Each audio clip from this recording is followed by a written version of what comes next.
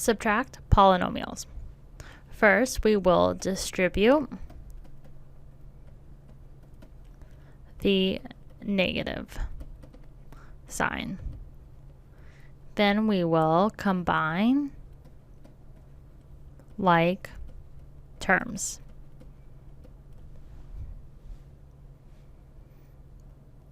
Example 1. Simplify this following expression. So we have 2x squared minus 8x plus 7 minus, and then in parentheses, x squared plus 10x minus 3.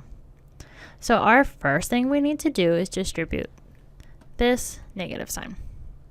So let's go ahead and rewrite this. So we have 2x squared minus 8x plus 7.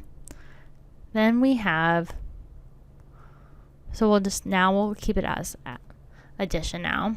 And then we'll go like this. We'll go minus x squared as we distribute it, minus 10x plus 3. As this negative sign went to each of these terms. So we got minus x squared minus 10x plus 3. Next, we're going to combine like terms. So we see we have an x squared and we have an x squared here. So we'll combine these two together. Next, we'll combine these two numbers together as they're both have the variable of x. And then finally, we just have these two numbers and we can add those together. So let's go ahead and add them together now. So we have 2x squared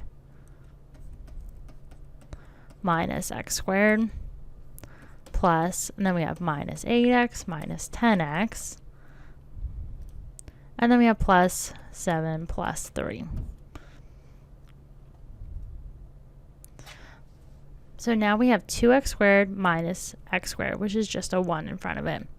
So this is equal to 1x squared plus, now minus 8 minus 10x is equal to minus 18x.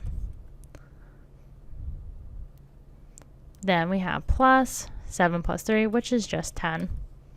So if we rewrite this, we could just rewrite it like this. And that would be simplifying the following expression from above. So let's do one final example. Simplify the following expression. So our first step in solving this expression will be to distribute the negative sign. And we do it to each term inside the parentheses. So let's rewrite the first one. And we'll keep it the same. Then we'll just add this as we're going to distribute that negative sign within the parentheses now.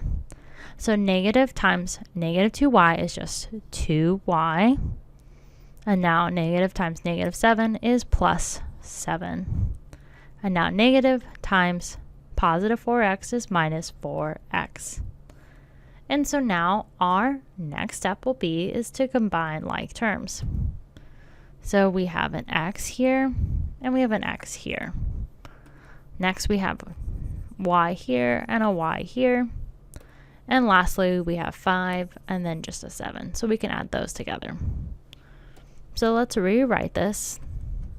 So we have x minus 4x plus minus 7y plus 2y plus 5 plus 7.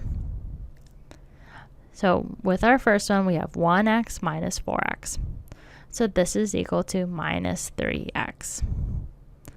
Next we have plus negative 7y plus 2y. So that's negative 5y. And then plus 5 plus 7, which is equal to 12. So if we were to write this, we could just rewrite as 3x minus 5y plus 12.